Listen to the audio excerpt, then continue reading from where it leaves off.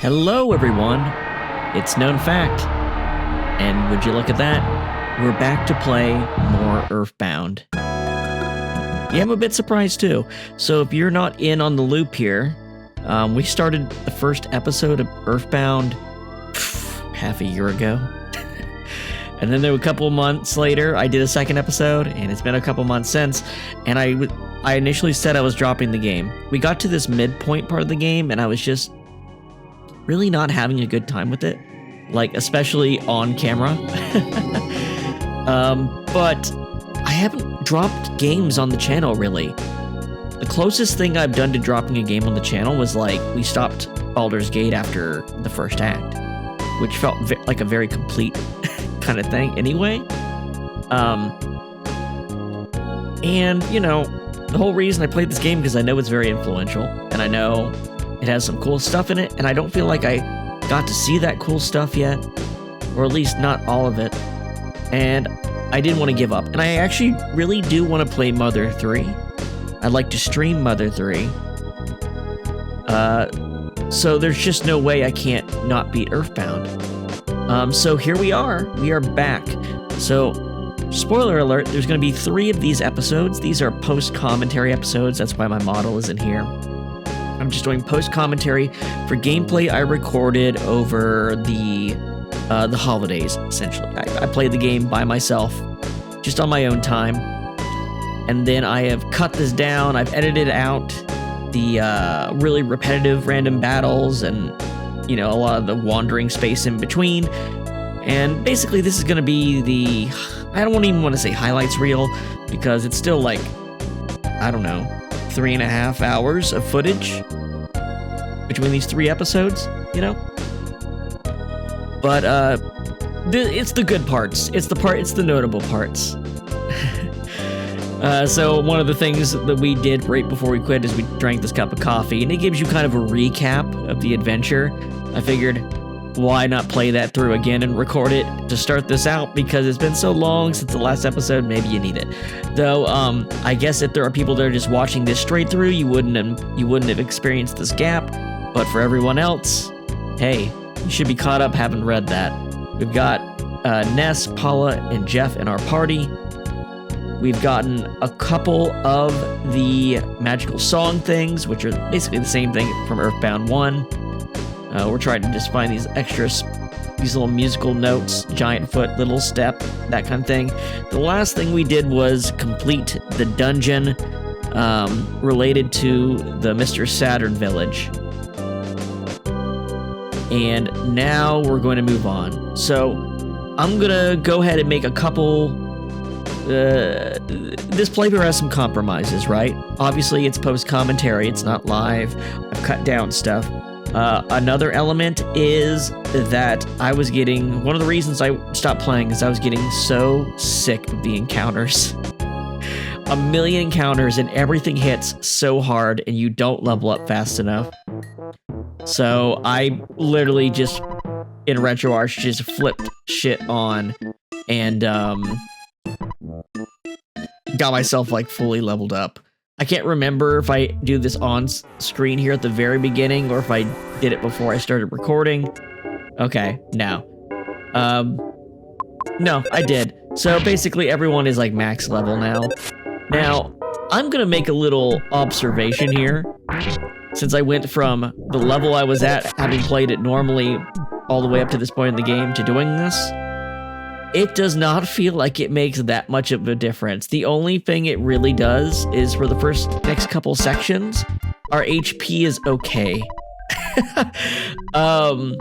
Enemies still hit like a fucking truck. Nothing stops them from doing that. I don't think the defense stat even does anything in this game. The biggest difference comes from higher level spells on Paula and Ness. That is like the biggest difference maker in the entire thing of leveling up. And for quite a while, I'm just not gonna use those high level spells. Essentially, I'm making myself maybe like a tier stronger, and able to take some hits without like having to fight 1,000 battles to get incrementally stronger. If you don't like that, that's fine. But I don't think I would have played the rest of the game otherwise. So for me, this is what it took to make it feel bearable. And I guess if you get a crit, you'll do a lot of damage too, because of the way you cut enemy defenses away when you do crits. Besides that, it doesn't feel very different at all going from level whatever to level 99. Like, it's actually crazy how little stronger you actually get. So yeah, we're fighting this little sprout here in the woods. So anytime you see these little white sparkly dots, this is like the boss before you get another one of the song pieces. I guess you could consider them like the major bosses of the game. But there's just not, I feel like there's not a lot of commentary to make on these boss battles. You only get a couple skills in the game, right?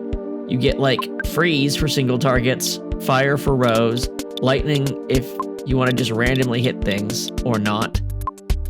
And then there's Ness's healing, and there's some buff spells that don't feel like they do enough to be worth spending the turns. And look there. We got rid of the trillionaire sponge or whatever his name was. And this is basically the dungeon that was right next to the Mr. Saturn village. Not like the one we rescued him from, but the one that was next to it. So we're gonna get a piece of the melody here.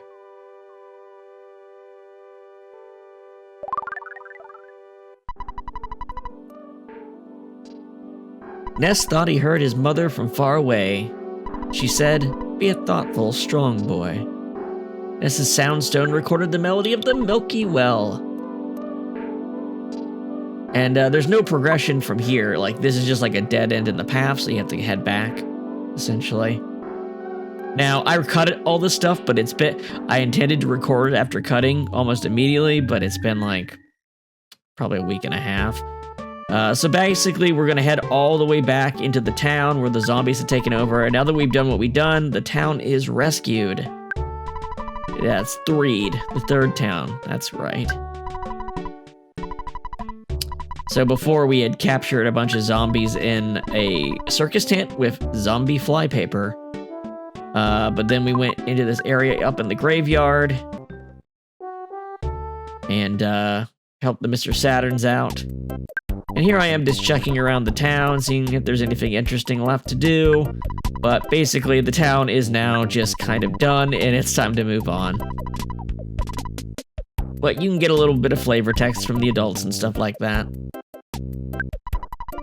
And this guy is reminding us that Jeff's space vehicle crashed in the other graveyard on the other side of town. This town is 50% graveyard, which is probably why zombies were the invasion creature of choice. So we were not able to go forward from here through the tunnel before because of the ghosts, because of the undead being alive.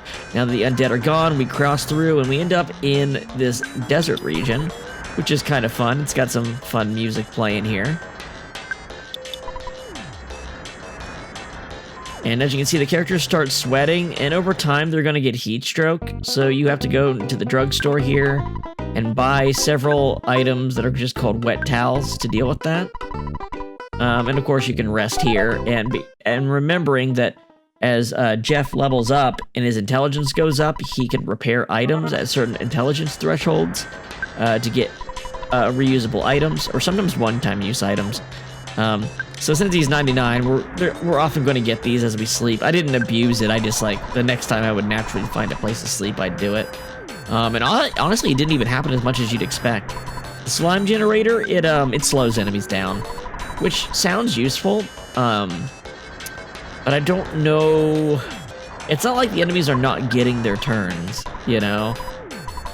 So there's a lot. This desert area is really wide, like really wide. But there's only a couple points of actual interest in it.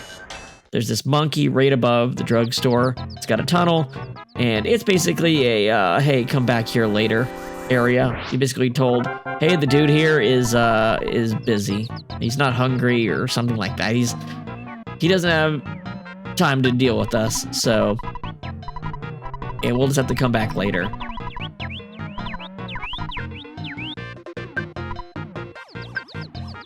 Don't bother him. Gotcha. Over to the right here, we're going to find something that's actually useful. There's another rest point here, which is probably because of the heat stroke. They probably give you a couple different rest points that are not that far from each other. Actually, it's because we get Shield Killer, that reduces defense. I didn't find it very useful at all.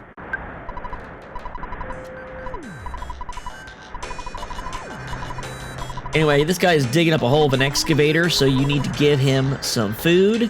You do need to do this to progress. And you've probably got a million pieces of food you're not using somewhere in your completely clogged inventory. That is one part of this game that I will just never compliment. The inventory system is probably one of the worst in any game I've ever played. In terms of not just what it is, because, you know, like other things have that, but what it is and how the rest of the game is completely unresponsive to the limitation of that inventory system. It throws so much shit at you that you just can't pick up or use without stopping, going into the menu. Every other treasure chest, it's... yeah. Anyway, after you've done that, you can actually do more. So you go to the right and you end up in the fourth town, Foursquare, or whatever it's called. And there's a lot of different points you can go into here, but a lot of them are not actual progress. Fourside, that's right.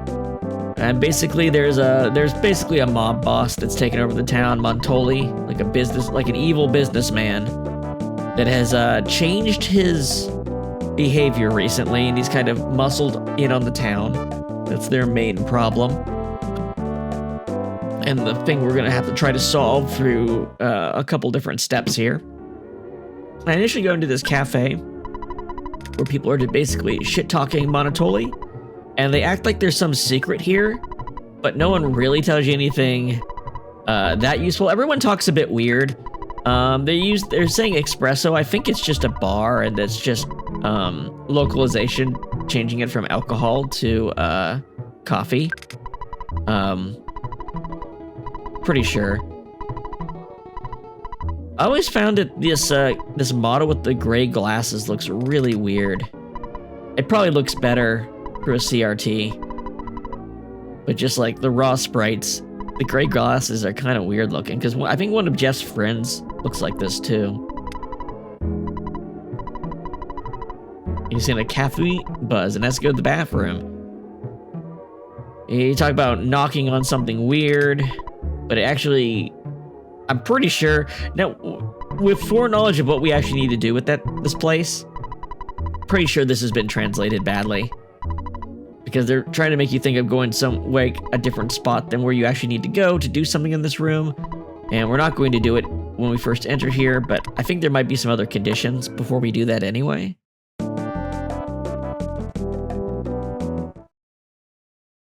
And then there's this dinosaur museum. There's a couple different museums in the game here. And the lady basically tells us that they're fake dinosaurs, I think? Or they're incomplete or something like that. And there's just people checking out the dinosaur exhibit here and a guy in the back who we're going to be doing a little bit of stuff with. And of course, the photographer. I'm not gonna lie, guys. I skip a lot of these photographer scenes in the footage. This joke gets tired really fast in the back end of the game because he is coming down like every 5 feet, it feels like. Early game, it was fine, but for some reason, about mid-game, he never stops coming down. Like, every single place you go. It's a bit much. This guy is, he loves dinosaurs, and he's obsessed with, dinosaurs were found near the lower side of Scarabia, and there's lots of them. But he's also telling you he's looking for someone famous. And that he's lonely. And then there's Topola. I believe this is the music hall for the town. We're gonna buy a ticket to get in, but of course, our inventory's full, as always.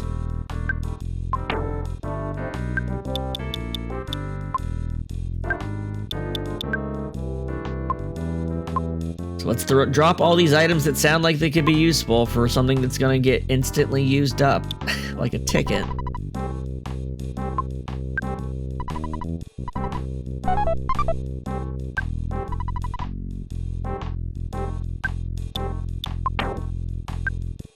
Yeah, you actually go into the inventory and use it.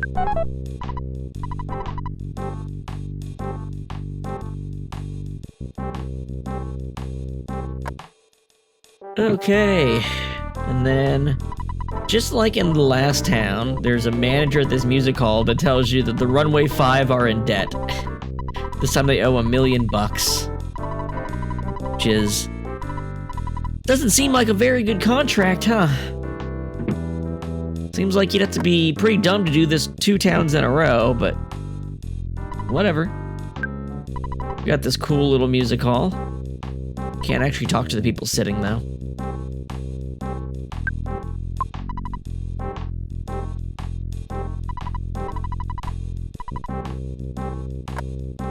When Ness arrives, the Runway 5 said let him in.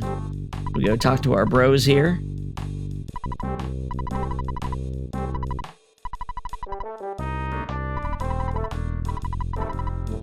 And here they're all lamenting their situation again. We don't know how to handle money or women, huh? And the one at the top says if you meet Montoli, you'll need our help. I don't know why, I just got a feeling. So here we get basically a music video in our game here. And of course, these are some of my favorite parts of Earthbound itself, when it just takes the time to chill and just show everything playing out with some music. I actually really like that, like when we do transport and stuff, or these concert scenes, they're really fun. So here we got our Runway 5, or Blues Brothers, whatever you want to call them, just doing their thing. I wonder if Japan had like a Blues Brothers style group. They got popular because of that. And this is based off that.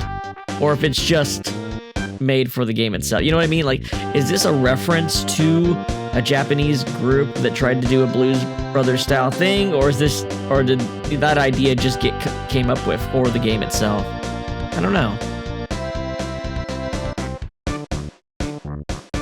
But here they are, they're doing their dancing. Playing their music, drumming.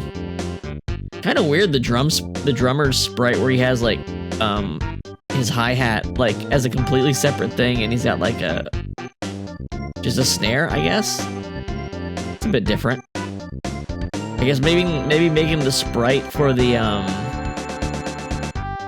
drum was a bit too much.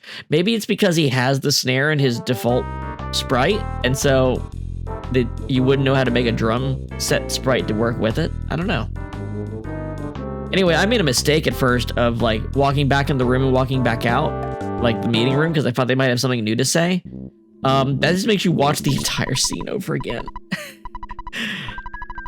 So here's Montoli's tower. So if you want to go see the boss here, this is the place to be.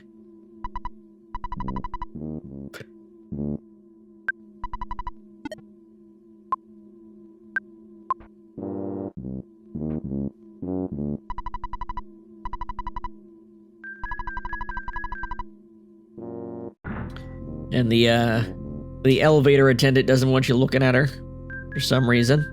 She's just saying this to a bunch of 11, 12-year-olds. I guess all the adults in this game are like that, though.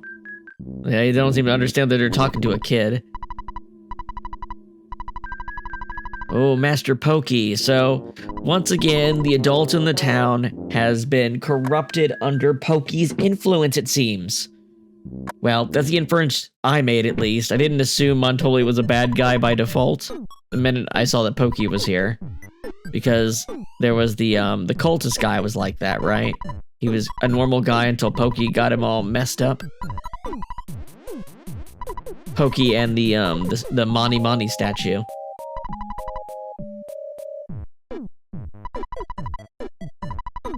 But yeah, Pokey's really moving up in the world. He gives him political and economic advice. He's taking that from a like a 10 or 11-year-old. So Montoli's really doing some good shit here. And we get kicked out of Pokey's room. If you go back in, the scene will just replay. So I wasted some time trying that, but that's not what you're supposed to do. Anyway, I got lost for a while trying to figure out what to do next, but what they want you to do is backtrack to the desert. You'll see a crowd of people here. And as you can see, the excavator that we gave food to has dug quite deep. That is one element of the game that halfway through the game, up to the point I had played, it was alright. Basically from these videos forward, the game starts feeling very much like a Nintendo Power game, where, boy, you are just really not given much information at all on how the game actually wants you to proceed.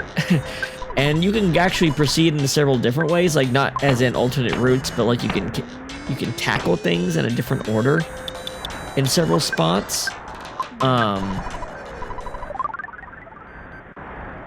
But yeah, we need to go into this tunnel, basically. I can't remember if this guy has anything to comment about it. Nope, this is just a place to sleep.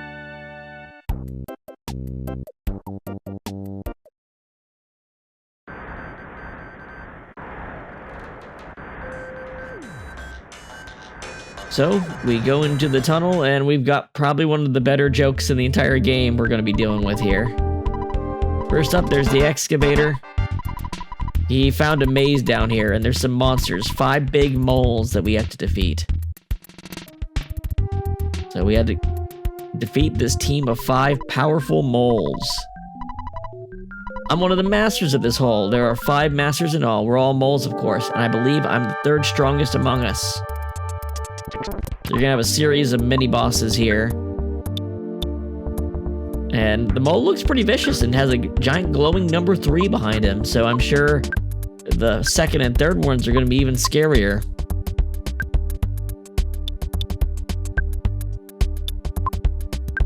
Again, there's not a ton to do here. You might put up a shield if an enemy looks dangerous. Or you might just use, like, the freeze ability. Jeff can, like, look at them and see if they're vulnerable to something specific. Like, he's vulnerable to flash, which I think might be the one that makes him blind. I guess they call it crying in this game. But as you can see, the bosses don't really do any fewer damage. You just have more HP to deal with it. And it's only really at these huge HP numbers that you start having some ability to even remotely use the rolling HP system. I feel like that system just doesn't exist until like the last 2 hours of the game. We're blasting him with the freeze ability.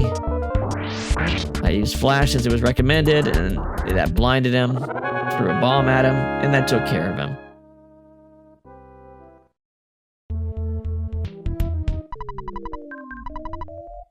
And this is definitely a maze.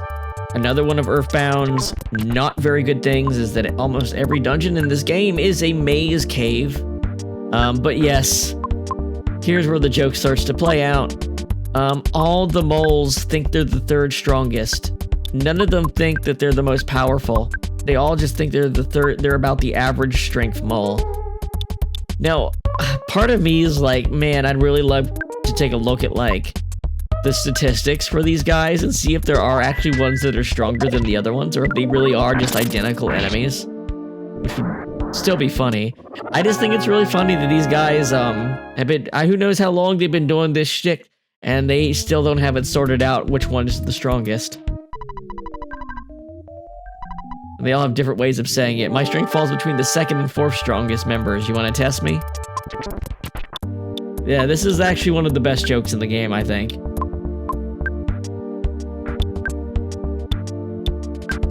If only it didn't involve having to just slowly trudge through a very big, long, confusing maze to watch the joke play out after you know it's gonna happen. After the second one, you know the joke's gonna continue, but you're gonna spend the next hour in this maze waiting for the punchline to finish. I don't know if it was actually an hour. It's hard to remember. I do remember that this place seemed pretty big. And here's where I learned just how strong those bottle rockets actually are. They're incredibly strong. I'm truly the third strongest master of this hall. I'll demonstrate the power of being third. And there's another one.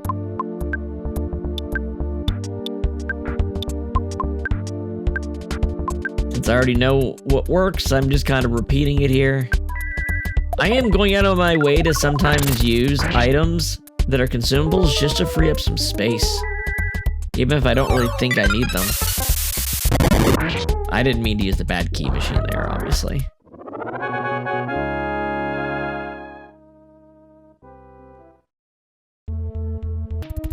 One of the other nice things about being leveled up is it keeps these fights like you fought the strongest master of this hole, the second strongest master of this hole, the fourth strongest master of this hole, and the weakest master of this hole. I'm truly the third strongest master of this hole. Yeah. Good shit. I'm surprised the moles don't have their own theme, because this theme gets reused for a bunch of things. I'm surprised, since you have 5 boss fights of such note here, that they don't have their own special theme.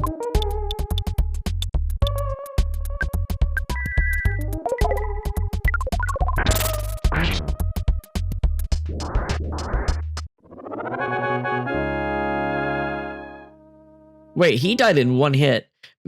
I think these guys do have different stats. That's funny. Yeah, that actually just happened to hit harder that time. So I didn't know what to do after I cleared these out. So I kind of wandered around a little bit trying to figure out what to do next. And of course, here we go. We have another photo time. I'm keeping a few of these in here, but near the end, I am literally trying to skip all the ones I can. Because, you know, it's like 30 seconds every single time. Here, I guess we report to this guy that we've got rid of him? Yeah. So he says he's gonna find the gold and stuff. So you think, oh, I go to sleep and he finishes, or something like that. That's what I would have thought would happen, but... actually, that isn't what the game wants you to do. It doesn't even tell you what it wants you to do. Not even close. So now you just need to, for no particular reason, go back to Fourside, is what you need to do.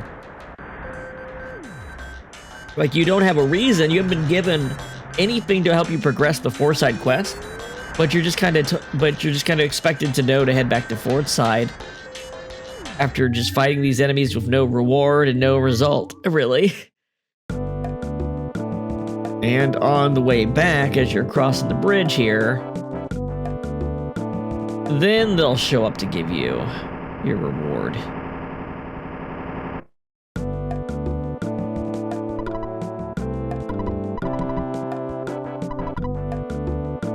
George, Gerado's brother. He hasn't found any treasure yet. We just found this stupid diamond. You can have it, I guess. I don't know what they're considering treasure, but here, have a diamond.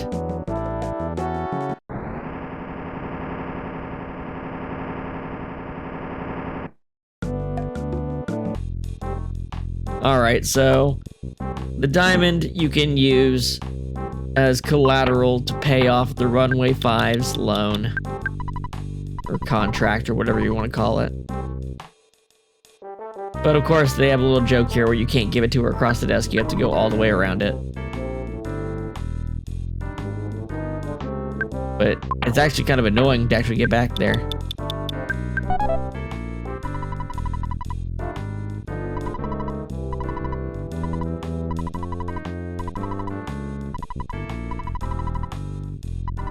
Don't tell anyone about the diamond, huh? It was maybe worth maybe $50, so I'll let you off. And on cue, that's right, he does have the drum as part of his bass sprite. That's why the drum's set up the way it is in the music scenes.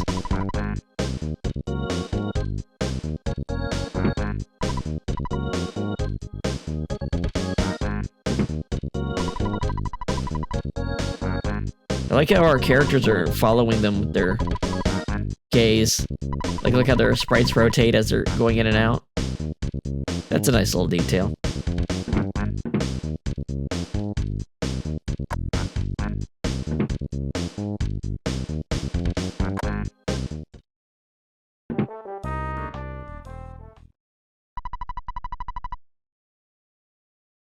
Welcome to the final Runway 5 performance.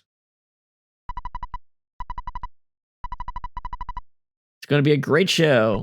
We're so good it makes me think that those kids by the exit will wet their pants. Those kids are hip, baby.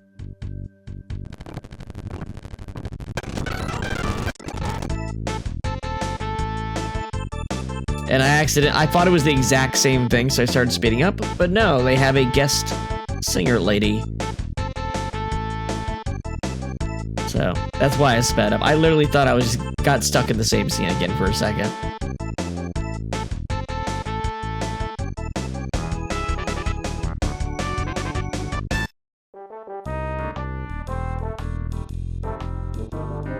Very interesting performance, driving a vehicle onto the stage, only picking up 2 of them and leaving.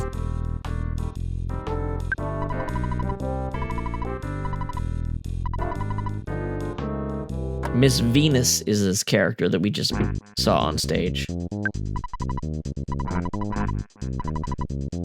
Oh, you're just a little kid. I'm too busy right now to give you my autograph. Maybe next time.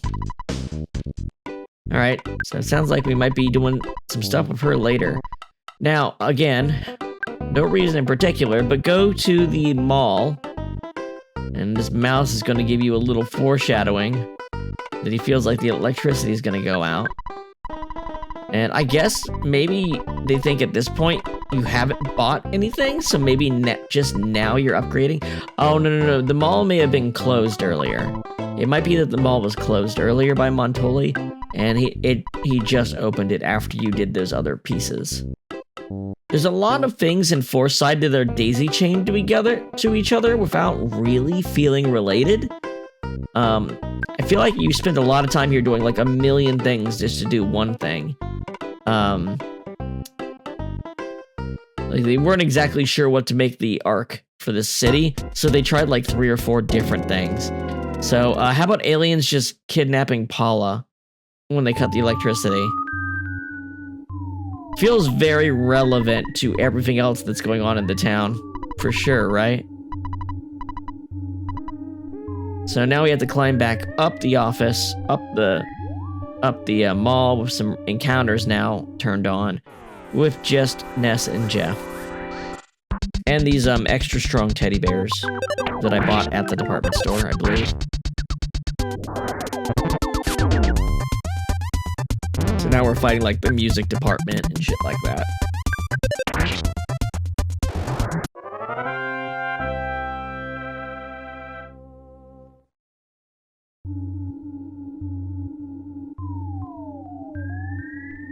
Oh, and the enemies are shaped like the kind of boxes you get items from.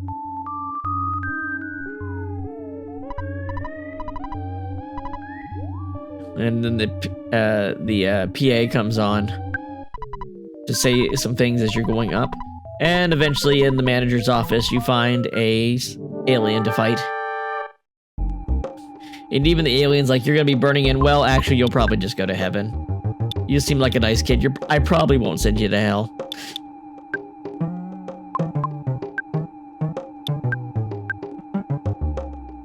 So some rather chill music here for fighting the department store head alien movement thing.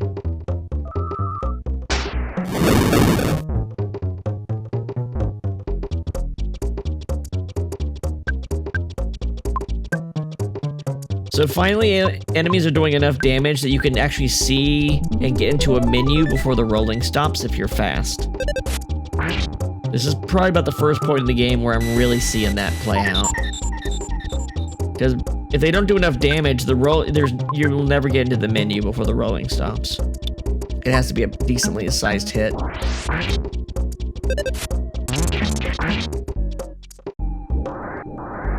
And as you can see, crits do significantly more damage because of their defense ignoring.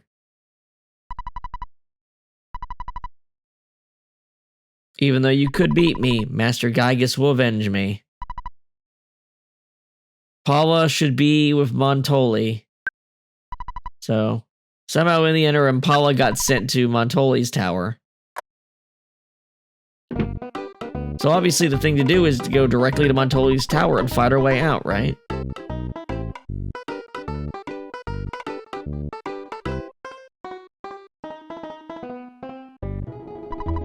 Bum, bum, bum, bum. But no, you wander around trying to figure out what to do because you don't really have... You still can't get in past Pokey and stuff like that. You're talking to these people, and there's no new information. This is one of those things where I literally just had to, Yeah, oh, wait, no. You do hear about Everdread here. That's one line that changed. Now Everdread's outside. If you talk to the... I think it was the lady on the far right of the cafe.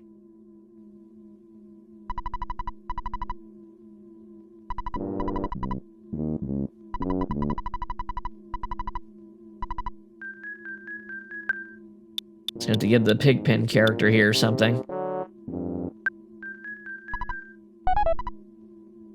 Here, take a piece of old equipment I'll never rewear. You can have that. Boom. And... Everdread's a weird character. Like, we meet him in the park. He's kind of... He kind of helps us. Kind of.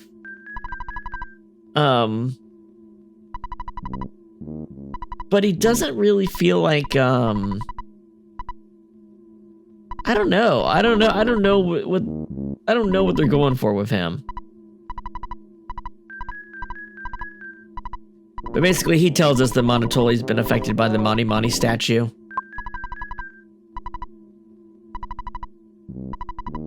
And then he gives me a haiku.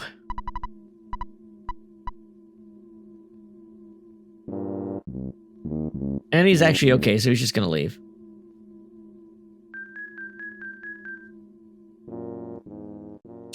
Before he pushes some people back into place. I don't know what that's about.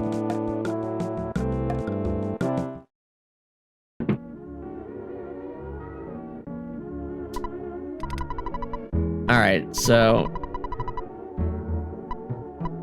No one has anything new to say in here. You just have to know to click on this spot in the bar, which the messages in the cafe do not correctly point you towards. And that will put you into an alternate, bizarro version of the town, where yes is no, it's like everything's opposite day. They call it Moonside. And you fight a lot of Salvador Dali,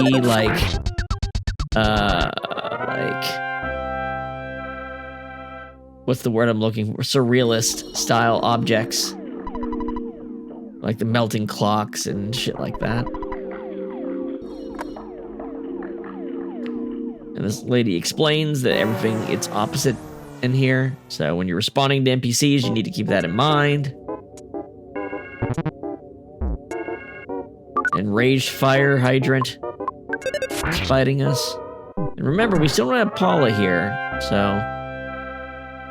At least Ness has his healing abilities. Jeff can be useful in boss battles, but you don't want to use your consumables on every random encounter, so... He's very limited in regular fights.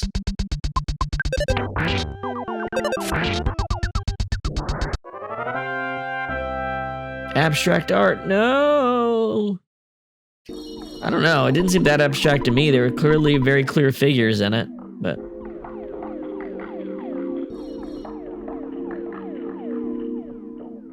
Now, this town looks cool, but the frame rate runs like shit because of the number of NPCs that are on. I think it's the NPCs that's causing it. It might be the color spectrum shifting. I don't know. But this part of the game notably runs really bad.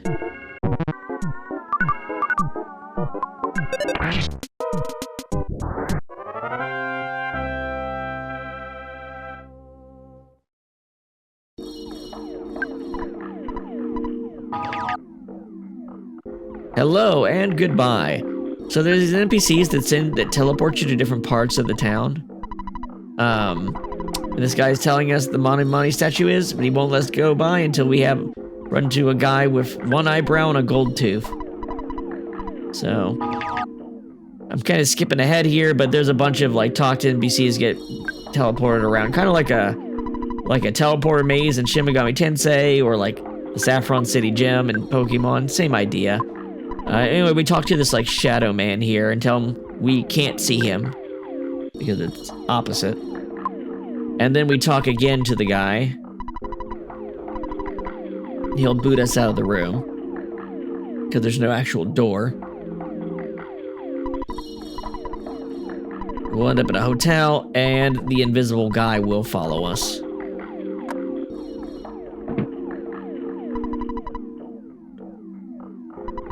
He'll stay out of fights, but he will talk to us like every few steps. He's describing himself so that you can pound the idea into your head. Hey, this is the guy the other one was looking for.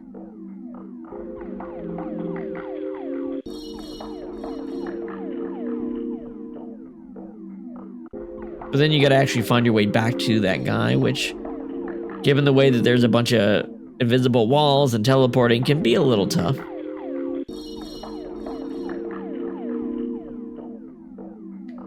Really, really clearly you can see that this area specifically got used in Everhood 2. Very, very overtly. Like the beginning of the game.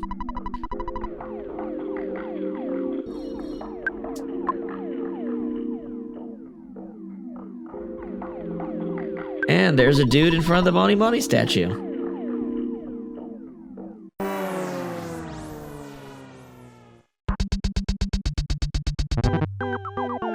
And he is not Monotoli because he is Monotoli.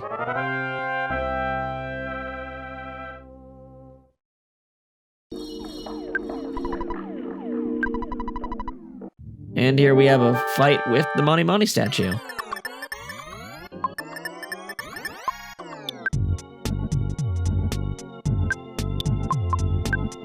And I don't remember much about this fight, so maybe I cleared it really quick. Its offense is 86. Yeah, we didn't get a weakness out of it. So I tried using Flash, it doesn't work on it. Probably because, you know, it's not a living thing, it's a statue. Probably should have guessed that.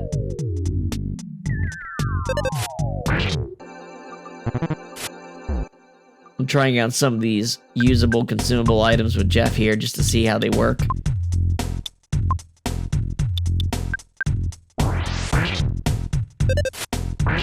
I'm gonna throw a super bomb. Do some actual damage. But it's only doing as much damage as Ness is like doing with a physical attack, so it's not even that great. And then you do a crit, and that basically kills any given boss. Bosses don't hold up to getting critical hit at all in this game.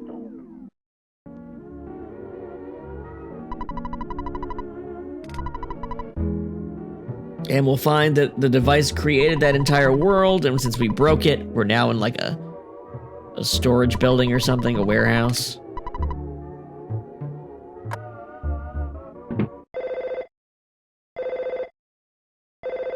So apparently there's a warehouse inside the cafe. Hey, it's Apple Kid. I got another invention. The gourmet yogurt machine. It makes many different flavors of yogurt. The problem is, right now, it only makes trout-flavored yogurt.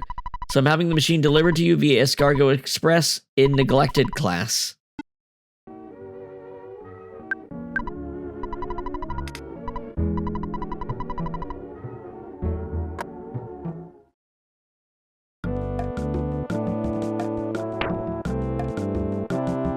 As we walk out, a monkey runs and hits a wall and explodes. I'm not a delivery man. I can't remember if we've met. This is a monkey talking about the white Rama guy in the cave above the drugstore in the desert. Says, go over there and we'll teach you how to teleport.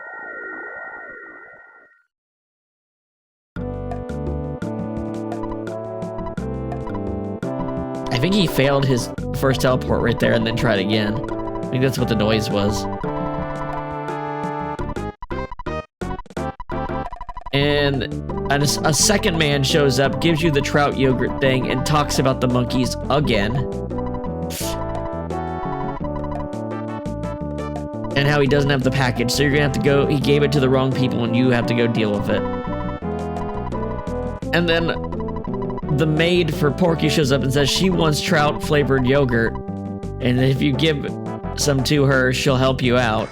So the game is gone from Nintendo Power, where the fuck am I supposed to go, to the most, hey, here's the next 3 steps of stuff we want to do, because there's no logical way to do this without just having people walk up to you one after another and tell you exactly what you need to do. Which, you know what, at this point I was like, sure, let's go with that. Whatever you say, man, let's just do it. So this is a dungeon where you have to give these monkeys items to make them move out of the way. And then in those rooms, there will sometimes be other items for other monkeys.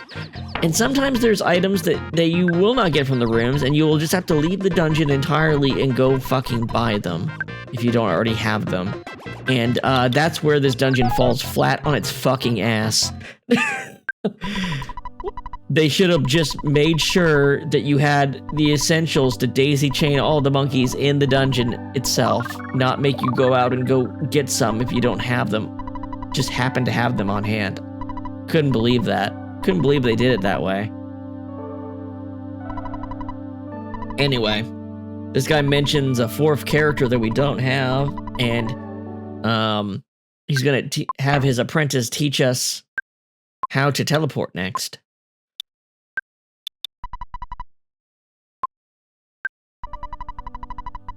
After I make room.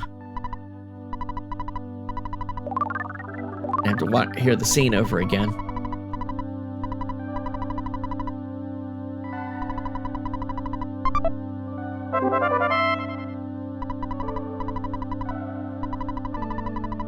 The yogurt dispenser.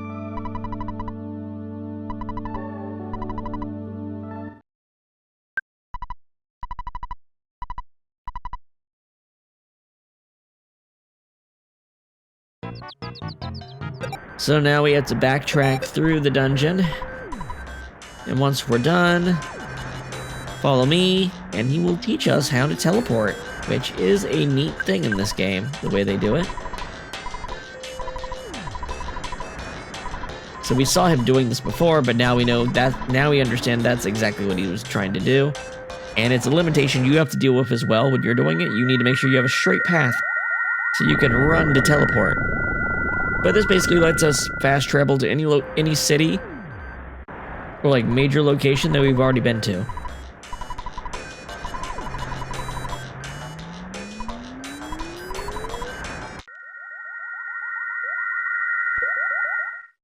And there we go. Ness learned how to use side teleportation.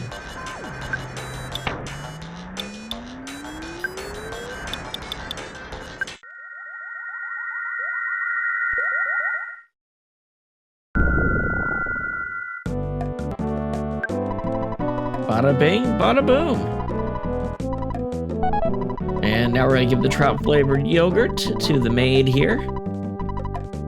Come up to my room. It's on the floor just above the one that was limiting you before, essentially. We couldn't get past the 47th floor before, but now we can get to the 48th through her invitation. We just go over to the right here and use the 2nd elevator. Electra, that's her name. I think there's like this thing, like someone said that Pokey's is made to order. I think Electra might just be a robot maid or something. It's not really important, but you fight a bunch of robots here too, so it would make sense.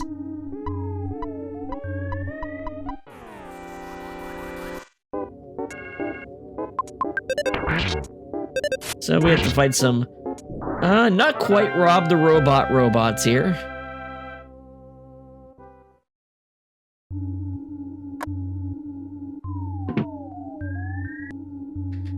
And this is mostly a bunch of empty rooms and stuff like that. You can go and talk to the maid, but you won't progress by doing that. You need to actually go to this room with the little robot that's to the left of her. Clumsy robot, and this is supposed to be a hard fight, I believe, because he does way more damage than everything else. And if I wasn't fully leveled, he probably would have killed me. if I had to guess.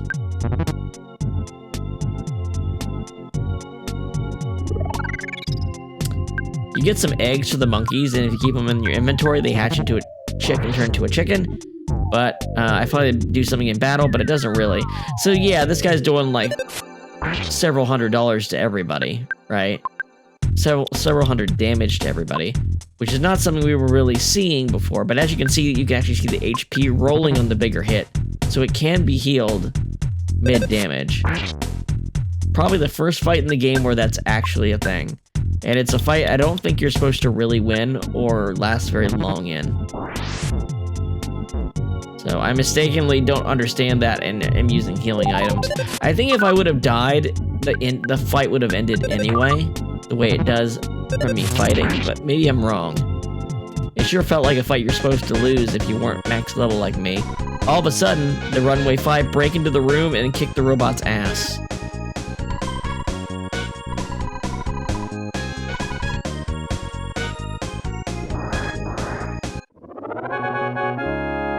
So, remember when the sax player said, "I think you're gonna need our help"? He was clearly foreshadowing that he knew ahead of time that they were gonna help you turn off a robot that was firing missiles. You know what? We'll take it, right? We'll take it.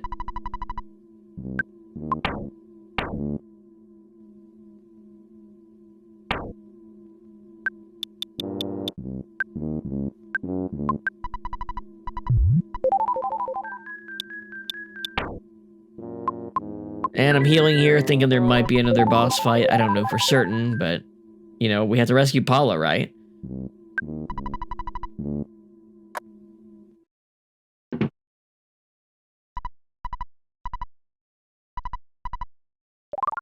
That's enough. Please stop. So Monotoli is not putting up a fight here. He's shaken. And Paula explains the situation a bit. Essentially, Monotoli got manipulated by the Mani Mani statue and Pokey.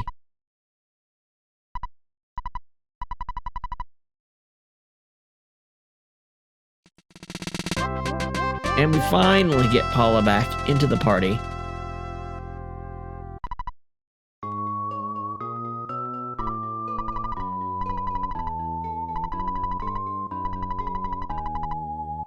The Mani Mani statue creates an illusion that weakens your heart. And he was praying to it. He was getting messages. Don't let them, basically, he was being told, hey, don't let them go to Summers and don't let them get to the pyramid. Which basically tells you exactly where we need to go.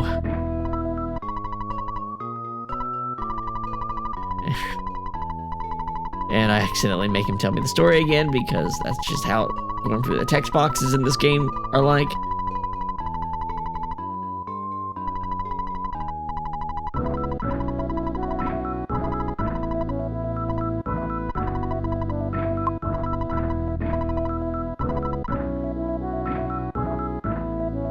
And he offers us a helicopter to get there quickly.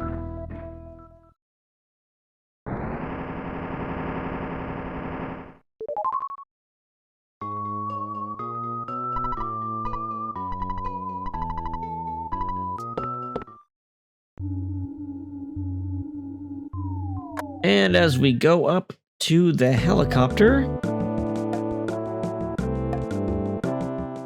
we get ourselves a little scene.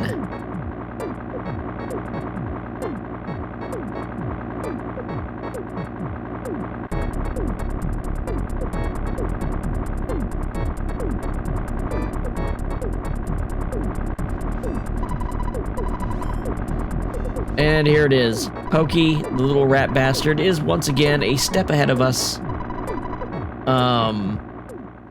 He's just taken the helicopter. I don't think he has anything to do with being in direct conflict with us. I think he's just taking it because why the fuck not?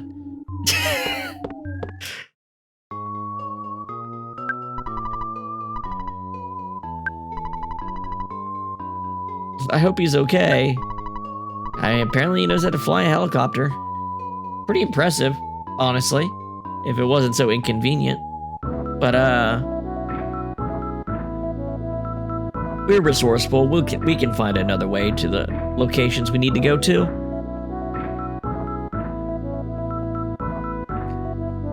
And then I stop and stare at a wall. Maybe I was looking at a guide or something. Ah, that's right. Paula gets a psychic premonition. To get to Summers, we need to go back to Threed. Wow, you guys did a lot while I was in the bathroom. You want to get to Threed as soon as possible? We can use the tour bus.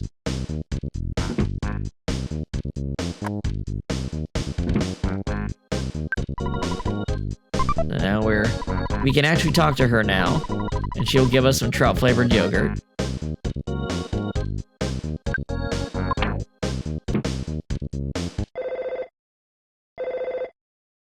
Which I'm pretty sure is a not very good healing item. And here we go, it's Apple Kid again. I'm a real genius. Why? I've discovered the primary enemy of you and all humanity. Okay, we need to invent a machine called the Phase Disorder. I've got to find the wandering scientist, Dr. Andronauts, to make the distorter.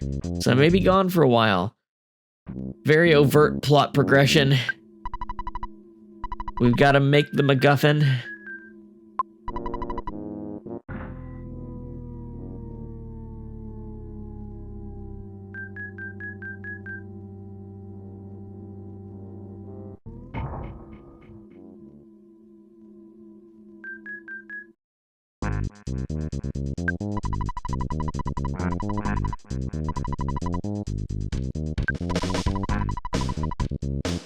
These guys are like, I'm not such a bad guy, except if you want to get into a fight with me.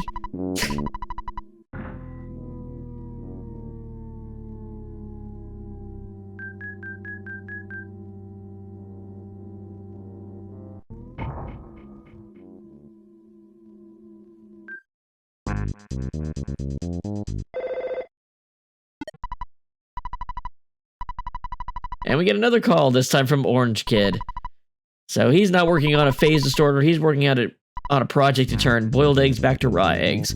Glad we invested any amount of anything into him. I don't even remember if I did now, it's been so long. Okay, you can get on the bus now, and then we get one of these nice little sections where we get to watch the bus drive on to some music.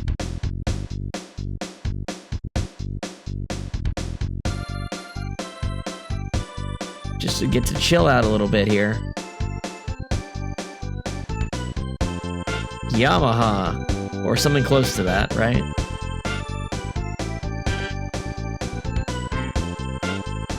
Yamahu? Yahoo? Who knows what it's actually supposed to be saying there?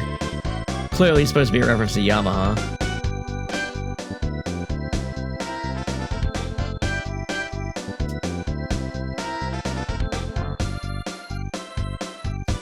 No ghost to stop us now.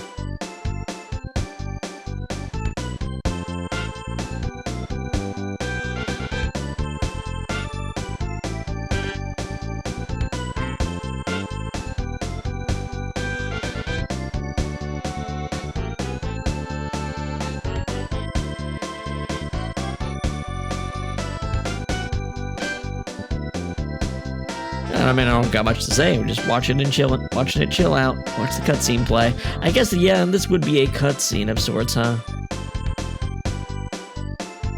Now, we don't know why we need to go back to Threed. We just know we need to go back to Threed.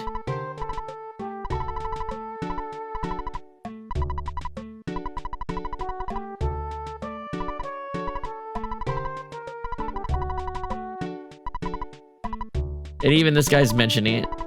Basically, we need to go fix Jeff's spacecraft. So we need to go to the place where it crash landed into the eastern part of the graveyard.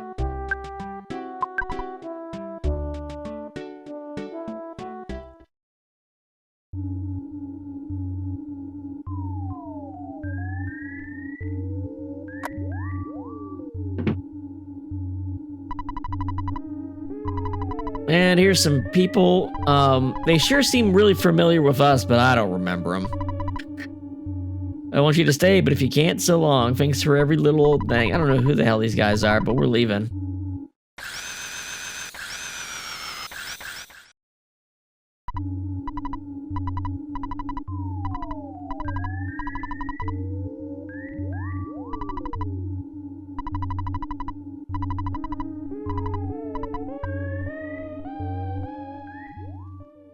All right, we're gonna fly back to Winters now.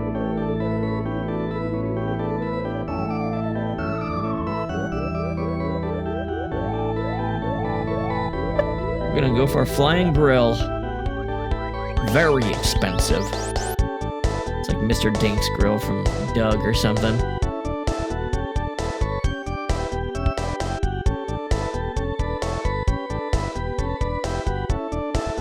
Okay, when I see this, I think of like the Simpsons arcade game or something like that. This particular sky in the blue and the way the clouds are gradated, it makes you think of like some sprite-based like Simpsons games. They used to have the beat 'em up at my local roller rink when I was a kid. I remember seeing that quite a bit. Never played any of the ones on Super Nintendo or anything.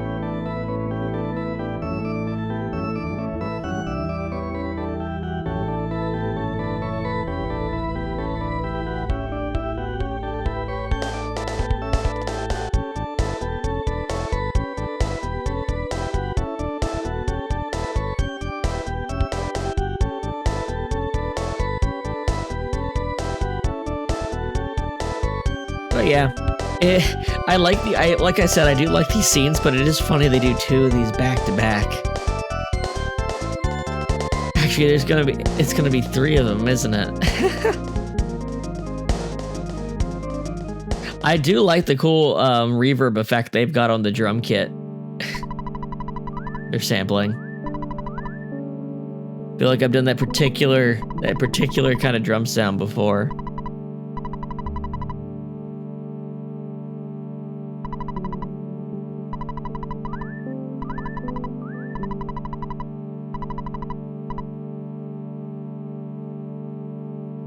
So the monkey has gotten married to the girl monkey, and they're doing their thing.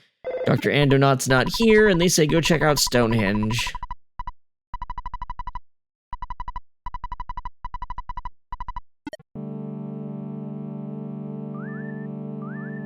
Oh, never mind, Dr. Andonaut's 2 feet away.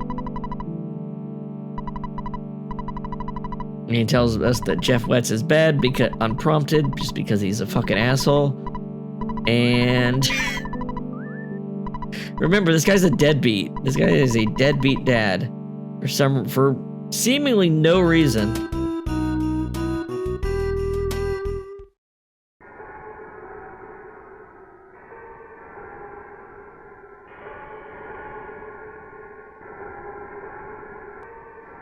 And I cut a big long section where we have to trek all the way through Winters, essentially. Just to get to this tunnel and fight another sanctuary boss. I guess we could have done this at a different time, but why when we were already in Winters? So we're gonna fight this mushroom dude. But yeah, it was a very long section. Basically, all the scientists are disappearing, and we're seeing more of those aliens, like the one at the department store we had to fight in Winters, that they're pink. They're just called mooks.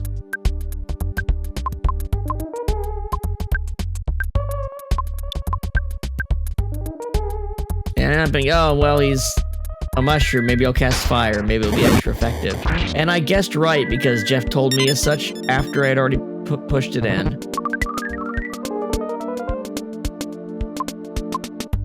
And he's inflicting spore on everyone. And we're just gonna rinse and repeat till he's dead. I decided to actually throw an Omega spell just to see it.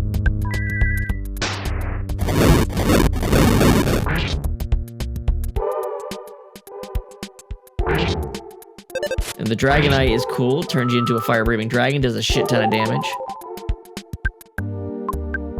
So this guy will, like, heal himself. So he's just trying to beat you through attrition, essentially. But once I see that, I stop exercising patience with the spells on him. Just start blasting him.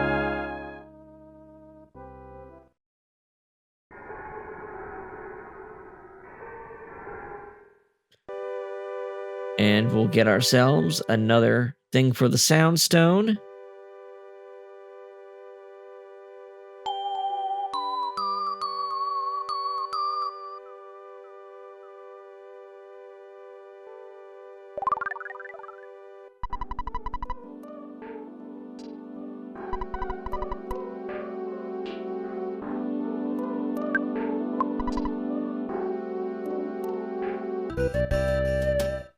And like all these Soundstones things, the room itself is a dead end, so you have to backtrack for the dungeon.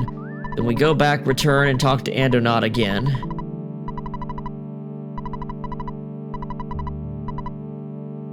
So he's finished remodeling the Skyrunner, and we can leave it to go to Summers now.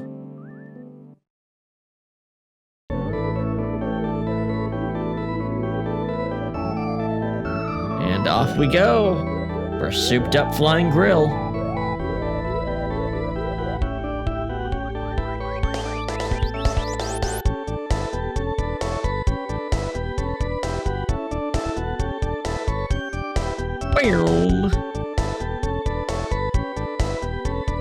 And it's basically the same kind of traveling scene here, and we're going to end up in the town of Summers. And we're going to end today's episode landing over in Summers. And we'll pick this back up in the next one. Should have these a couple days apart each, so within the week we should have the rest of this Earthbound playthrough done. And we'll be able to start streaming for Mother 3. But we still got a decent amount of the game left. We still have a fourth party member to get. And we're going to meet them in the next episode. See you guys then.